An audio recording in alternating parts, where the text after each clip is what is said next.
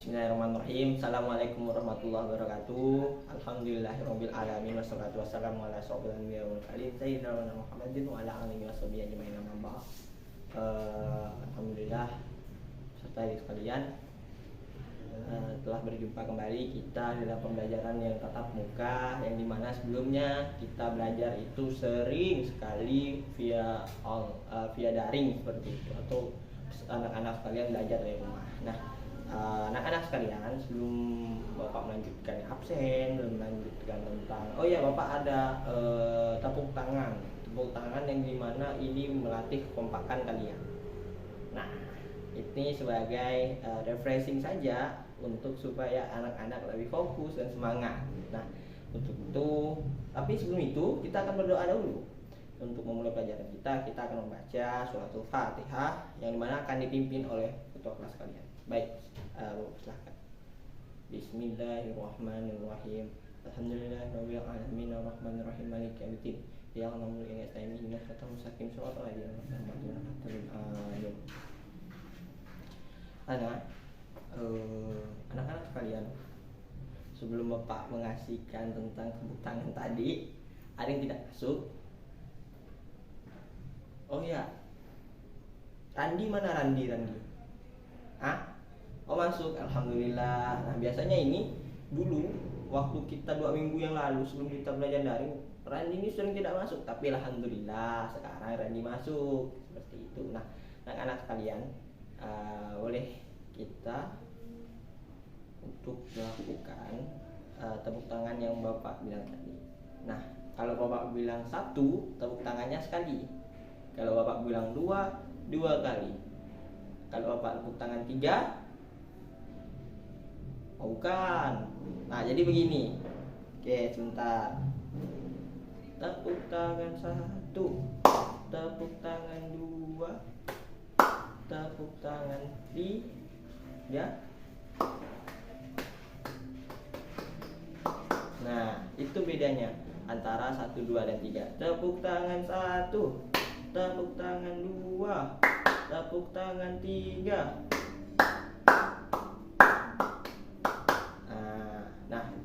Nah, itu tadi hanya untuk semangat saja, untuk anak-anak gimana caranya supaya lebih semangat lagi tentang pembelajaran pada hari ini. Nah, pada pembelajaran kali ini anak-anak akan belajar tentang bahasa Indonesia, yang dimana anak-anak akan berlatih untuk membuat puisi. Nah, apa sih puisi? Ada yang tahu puisi apa? Oh ya, sebelumnya anak-anak sudah membaca-baca buku paket atau buku di rumah yang ada Bapak kasih di awal sekali pertemuan 2 minggu yang lalu, tapi lebih 3 minggu sih. Nah, apa puisi? Puisi ialah menurut Kamus Besar Bahasa Indonesia, jadi puisi merupakan ragam sastra yang dimana bahasanya terikat oleh irama, matra, rima, serta penyusunan larik dan bait. Nah, kalau yang lebih jelas, anak-anak ini sering biasanya dengar pantun, kan biasanya tuh ujungnya tuh ada kayak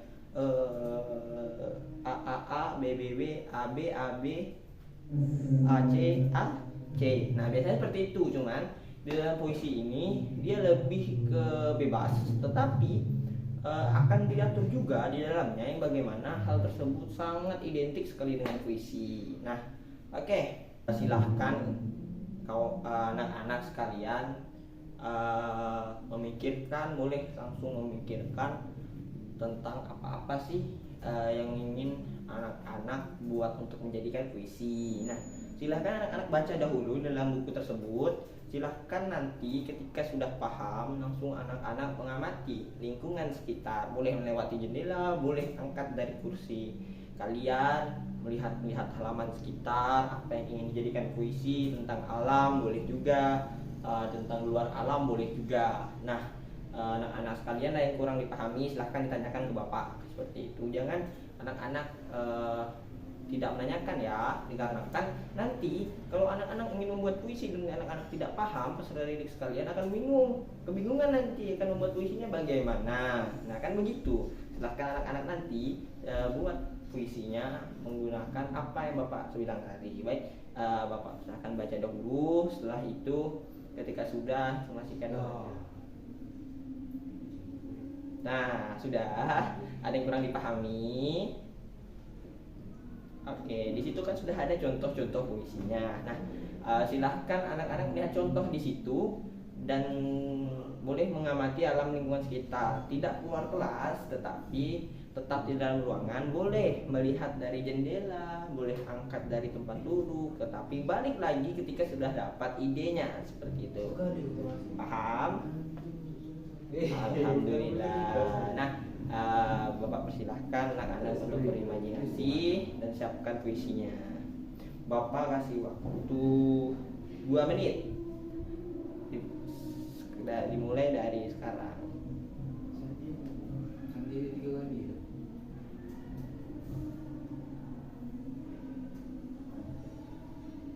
Nah, alhamdulillah. Alhamdulillah, anak-anak sudah selesai semua. Oh, sedikit lagi. Oh ya, persilahkan. Kamu buat apa dulu? Buat puisi tentang pohon, boleh. Bagus ya. Kalau Pak I buat apa Pak I? Puisi tentang ranting. Nanti sama kayak dulu. Oh apa? Dulu pohon saya ranting. Ya boleh. Buat yang bagus saja nanti.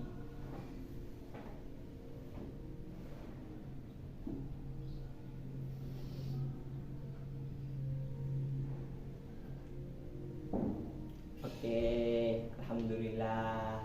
Sudah selesai semua kan? Nah, silahkan anak-anak menyiapkan diri kalian untuk bercerita, untuk menceritakan kenapa kalian mau mengambil tema tersebut, atau mengapa misalnya dulu mengapa dulu mau menjadikan pohon ini sebagai puisi dulu. Nah, boleh menceritakan. Mungkin gini, kalau misalnya Bapak menjadi dulu, ini contoh ya. Misalnya ini Pak dan kawan-kawan, kenapa saya mau mengambil pohon sebagai judul puisi saya atau tema atau pohon ini menjadi imajinasi saya untuk membuat puisi, dikarenakan pohon ini ialah paru-paru negara. Nah, ya Kalimantan tuh dulu bukan. Jadi pohon ini menghasilkan oksigen yang dimana itu untuk kita menghirup oksigen yang dihasilkan oleh pohon. Apakah pohon meminta timbal balik daripada kita yang oksigen? Oh, tidak, karena tugas pohon diciptakan oleh Allah Subhanahu wa Ta'ala memang menghasilkan O2 atau menghasilkan yang dimana oksigen itu yang akan dihirup oleh manusia, dan kita ini manusia ya. Nah, itu misalnya, itu contohnya. Boleh kalian pikirkan lagi, boleh kalian rangkai lagi kata-katanya, dan nanti boleh kalian ceritakan di depan.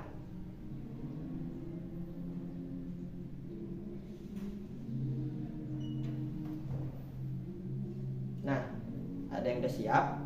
Oh. Nah, boleh juga peserta didik sekalian berdiskusi bersama kawan-kawan kalian, melihat atau menjadikan contoh saja dari kawan-kawan kalian, tidak meniru hal yang sama ya, tetapi hanya menjadikan referensi atau contohnya saja seperti apa. Boleh melihat di LKS, boleh melihat di contoh teman sekelas kalian, boleh. Nah, tapi tidak untuk meniru persis. Oke, udah, alhamdulillah. Nah, coba Andi. Apa Andi? Andi membuat tentang burung. Kenapa harus burung, Andi? Boleh ceritakan kepada teman-teman sekalian. Oh ya, begitu. Oh, beli tepuk tangan dulu. Nah, oke. Nah, baik.